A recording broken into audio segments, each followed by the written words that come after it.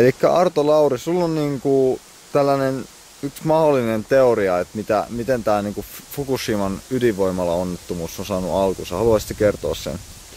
Joo, siinä on semmoinen systeemi, että 2008 niin ydinvoimateollisuuden tämä uraanituotanto muuttui energianegatiiviseksi.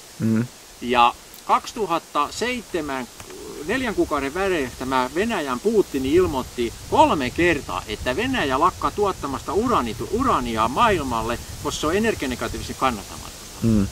Ja 2008 lopussa kävi niin, että Putin löi hanat tukkoon ja se poisti 70% maailman uraanituotantossa kerralla.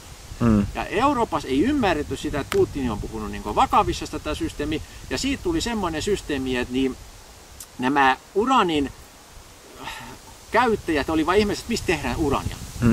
Areva ilmoitti, että heillä on räjähtäneet Sellafieri ja Super Phoenix ja Japanin syöttöreaktorit jäljitä valtavat määrät tätä START-sopimuksessa ylijäänyttä uraanipolttoainetta. Siinä oli vaan semmoinen vika, että siinä oli 3,5% tätä uraani-235 ja 6% plutoniumia.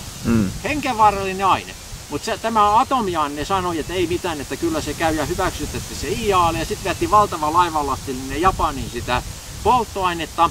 Ja kaikki meni hyvin ensimmäinen vuoden, mutta 2009 ladattiin koneisiin 2010-2011 tultaessa näitä ruvettiin ajamaan revisioihin näitä polttoaineella ladattuja reaktoreita. Ja siinä vaiheessa, kun niitä ruvettiin aukaisemaan, niitä reaktoreita, niin huomattiin, että se tuli 3-kertainen määrä sitä jälkilämpöä, höyryä, valtavat määrät energiaa sieltä. Ja se ei mahtunut niihin alkuperäisiin driver- ja wet-well-tiloihin, missä se pitäisi normaalisti kuolentumaan. Ja sieltä ruvettiin ajamaan reaktoreita auki ja se puhallitti suoraan ilmaa. Ja siitä tuli sitten semmoinen reaktio, että näitä voimaloita ruvettiin aukaisemaan, revisio eteni, niin aina nousi Japanin yläpuolella oleva tämä ionisaatiotaso ylöspäin. Sitten tämä NATO ja IAEA, mikä kontrolloi tätä yläilmakehän ionisaatiota, niin sinne tuli hälytys, että Japanin päällä säteilytaso nousi valtavan paljon. Ja sen jälkeen ruvettiin vetämään chemtraderilla kauhean määrä sitä uraanipaskaa sinne alas, ettei se säteilytaso nousi ihan räjähtämispisteessä, ettei typpikehä räjähdä palaamaan. Se ei riittänyt. Siinä vaiheessa, kun huomattiin, että se ei riittänyt, sitä ajettiin 2,5 päivää sen jälkeen ennen Fukushimaa, niin ajettiin kiinalaisten ja venäläisten tietojen mukaan ajettiin Harpilla sinne. 1000 megawatin koneella ajettiin yläilmakehään valtavat määrät energiaa, mutta pöllö ei tajunnutkaan sitä, että sieltä ydinvoimalasta tuleva se ionisaatiopilvi, niin se toimii niin kuin rautanaulana maadottaen kaiken se energia maaperään. Ja sieltä se meni sinne kallioperähän, se energia, kun se oli muutaman päivän mennyt, sitä oli 2,5 päivän mennyt, niin sitten tämä maaperässä oleva nämä kvartsikiteet, niin ne on piazzoaktiivisia. Ne rupeavat värähtelemään. Ja kun se rupeaa värähtelemään se kallioperä, niin silloin se muutui epävakaksi. Eli se tektoninen sauma, mikä on siellä Japanin alla, niin alkoi liikkua. Ja siitä tapahtui semmoinen systeemi, että niin se tektoninen sauma laukesi ja se synnytti sen hyökyaallon. Hyökyaalto tuli Fukushiman rantahan, katkasi sähkölinjat ja sitten se teki sen homman, että se esti myöskin tämän reaktorista tulevan jälkilämmön, oli revisiossa silloin. Se sanottiinkin suoraan. Niin se jälkilämmön pumppamiseen merehen ja ne jouduivat ajamaan sitä suoraan eetteriin entistä enemmän. Sitten tuli semmoinen ilmiö, että kun kuumaa höyryä ruvettiin ajamaan ulospäin, niin se alkoi niin hengittämään. Ja se otti happia sinne sisälle ja kun siinä tuli happia, niin tuli vetypalo. Ja ensin sieltä räjähti reaktori numero 1. Sitten kului vuorokauden pari verran, mitä siis meni sitä aikaa, ja sitten räjähti tämä reaktori numero 3. Joo. Tässä vaiheessa tapahtui sitten semmoinen ilmiö, että kun se kallioperä oli tektonisesti niin kuin aktiivinen jo, ja sieltä tuli kolauksia, kun ne atomivoimalat räjähti. Sehän oli 0,5 kilometrin patsas, mikä sieltä 300 läksi. No, se antoi kauhea sykli sinne alakertaan, ja kun tuli lisää voimaa, niin siellä tapahtui sitten semmoinen ilmiö, että siellä Japanin 2 kilometrin syvyydessä on tätä metaanikaasuklatraattia, mikä jäämuodossa oleva metaania. Ja se perustuu siihen painetasapainoon. Se on hyvin herkkä tasapaino. Se on 2 asteen lämpötila, missä se juuri pysyy kasassa. Tuli isku sinne ja siellä on ne reaktorin alla, kato, kun ne neutronivuot oli vuosikymmeniä mennyt, niin se on porannut, säteilyerosoinut valtavan kauheat tunnelit sinne. Joka reaktori alla on sellainen putki suora sinne. Niin. No sinne putkeen tapahtui sitten sillä lailla, että se 4-reaktorin alla oleva metaaniklatraatti jää, niin se muuttui 160, siis tämä on Nils Axel Mörnerin niin esittämä oppi, minkä mukaan mä tässä nyt etenin tässä hommassa, niin se muuttuu se metaaniklatraatti 168 kertaa tilavammaksi. Räjähtää ihan hetkessä.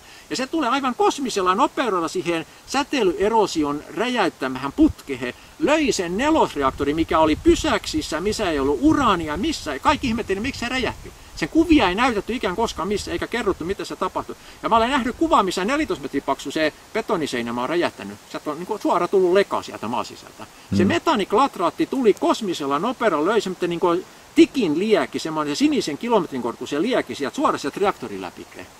Ja siinä tapahtui sitten sillä lailla, että 15 minuuttia se löi sen puolen kilometrin levyssä sen väylä sieltä läpi. Noiden voimaloiden alle, kato suoraan joka ainuvan päälle. Ja kakkosreaktori, mikä oli sitten seuraavana vuorossa, niin 15 minuuttia tästä, kun se kolmonen lensi ilmaa, niin sitten se löi vaurioita siihen kakkosreaktoriin. Ja sitten räjähti kakkosreaktorikin päälle.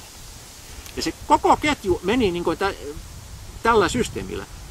Ja nyt on semmoinen systeemi, että joka ainoa maapallolla, missä ollaan esimerkiksi niin Olkiluodossa, niin siellä on joka puolella on noin 600 metrin syvyydessä, niin alkaa tämä epävakaa metaaniklatraatti, ja se on noin kilometripaksuinen aine siellä. Ja Saksa, mikä tajusi tämä homma ensimmäinen ja annoi heti paniikkihälytyksen, heilo sammumattomat reaktorit, heti 9 reaktoria alas, katsotaan, että saadaan niitä enää sammumaan, kokeili sitä, ja ne tajusivat sitä systeemiä, että niitä ei missään tapauksessa enää voida käyttää, ei mitään. Siellä on se metaaniklatraatti holvannut se systeemi, sieltä alkaa räjähtelemään ne reaktorit. Joo. Sitten siellä on mennyt Amerikassa 10 reaktoria, Kanadassa, sieltä on mennyt Ranskassa tällä hetkellä, kun mä savuttaa 2 reaktoria. Nyt on joka puolella maailma tämä sama ongelman kanssa. Mulla on sellainen kysymys, että kertoisit sä, että mikä on HAARP?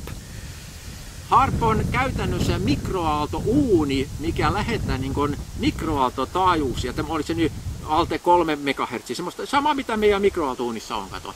HAARPin perusidea on aika yksinkertainen, eli se on niin kuin mikroaaltouuni aukasta ovi seljällä, se ajetaan kaikki eetteriin. Se on semmoinen antennijärjestelmä, se on 3 kilometriä kertaa 3 kilometriä kokoinen semmoinen antennijärjestelmä, missä saadaan semmoisia erilaisia keilasuuntimia aikaiseksi. Okei, ja mistä sitä niin kuin ohjaillaan? Se on suoraan siis lähin on Norjassa, NATO-alaisuudessa. Niitä on Jenkeissä, niitä on pari kappaletta ja sitten on Venäjällä on 2-3 kappaletta. Niitä on niin kuin maailmassa, Saksassa muistaakseni on 1, niitä on pisin pitki siellä. Ja HAARPin tarkoitus on yksinkertaisesti semmoinen systeemi, että sillä saadaan esimerkiksi, jos meillä on ydinvoimalasta tulee säteilyonissa pilvi, ja se uhkaa jonkun kaupunkin päälle mennä, niin siitä HAARPilla voidaan kuumentaa se yläilmakehän 10 kilometrin korkeuden 1200-1500, jolloin se hajotetaan se ionisaatioplasma. Aha. Ja siellä pystytään myöskin ohjaamaan sitten näitä ionisaatiopilviä, että mihin ne menee, kun ne uhkailee suurempia kaupunkeja. Joo. Ja sitten HAARPilla pystytään myöskin tekemään tarvittaessa keinotekoisia sateita. Joo. Sillä voidaan nytkin esimerkiksi Fukushiman aikana niin sanoit, että siellä oli 2-3 päivää satoi koko ajan, kun HAARP teki keinotekoista sadetta, se puhdistaa se ilmakehä, se ionisaatio alaspäin. Joo. Ja sitten kontrolloidaan näitä suihkuvirtauksia ja kaikki tämmöisiä systeemeitä, eli siihen liittyy. Mutta HAARPin tehtävä on juuri nimenomaan se ikään kuin manualisoida sitä, mitä chemtrailauksella. Se on vahvistaa chemtrailauksen toimintaa. Joo, mutta mikä se käytännössä, minkälainen laite se on? Onko se niinku... Se on radiolähetin siis.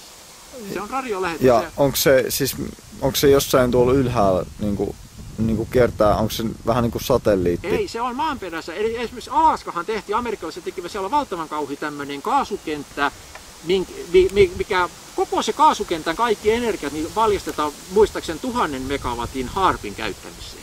Ahaa, okei. Eli se vaatii hirvittävän kauheat energiamäärät ja noin yleensäkin semmoisia, siis aivan järjettömän kauheita lähettimia. Tämä tuli, puhutaan semmoisesta käsitteestä kuin venäläinen tikka, kun ne ensimmäisen kerran tuossa Virorannikossa rupesivat tekemään näitä systeemejä. Ja mä olen nähnyt niin sitä, se oli Jimissä, kun näytettiin, kun selitettiin sitä, että ensimmäisen kerran ruvettiin näitä säämanipuloituja näitä tekemään. Eli se on puhdas sotalaite.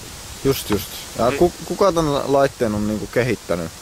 Sitä on sanottu, että se perustuu jo aikanaan, Tesla on kehitellyt näitä ensimmäisiä alkeita siihen systeemiin. Aivan. Keinotekoinen, ukkonenhallinta. Sanoitte, että nyt esimerkiksi amerikkalaiset manipuloi sillä esimerkiksi pystytään pyörämyrskyn suuntimia muuttamaan. Ja sanoitte, että esimerkiksi tämä mikä hyökkäsi tänne amerikkalaiseen pyörämyrskyn, että se oli niin kuin ikään kuin venäläiset, kiinalaiset olisivat hyökännyt sääaseella Amerikan kimppuun. Ja Amerikka teki omia HAARPia torjoksesta tätä systeemiä. Ja nythän puhutaan, että Suomeenkin ollaan jo HAARP-hommamassa tuonne johonkin Kilpisjärvellä. Ahaa, eli HAARP ei ole siis, se ei ole niinku yksi niinku laite vielä olemassa, vaan yksi kappale, vaan niinku eri mailla on oma tällainen HAARP-järjestelmä. Se on ase. Se on nimenomaan semmoinen ase, mistä suunnitellaan sitä, että ikään kuin korvaa jossain vaiheessa ydinpommi, eli ase, mitä voidaan käyttää, vaikka ei ole sotatilakaan. Aivan. Jenkit esimerkiksi tällä hetkellä ne ryöstää naapurimaita HAARPilla esimerkiksi sateetittelyssä. Just. Ja pystyykö tällä HAARPilla, niin pystyykö sillä aiheuttamaan esimerkiksi maanjäristyksiä? Joo, siis tää on niinku ihan, siis just niin kuin sanoisin, Fukushimassa tapahtui juuri tämä oleellinen, että HAARPilla tehtiin se maanjäristys. Ja se on kiinalaiset ja venäläiset sanovat, että he mittasivat 2,5 vuorokautta ennen kuin sieltä alkoi maa liikkumaan niistä HAARP-pommitusta.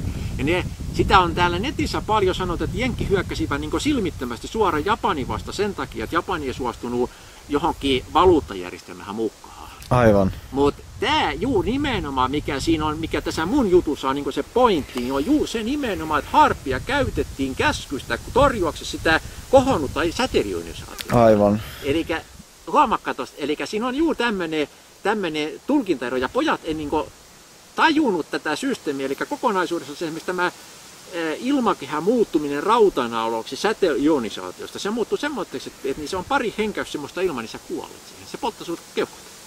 Mä olen ollut Olkiluodossa näkemässä, kun satapäiset lintuparvet tulevat ydinvoimalan päälle ja vetävät siihen poistosavupipun päälle ja puttava savuavina koppuroina siihen pihalle. Joo. Vartijat tulee noukkimaan pois, alkaa koskea, ne on radioaktiivisia. Aivan. Eli Selvä. se on näin konkreettinen. Joo. Okei, no kiitoksia. Joo.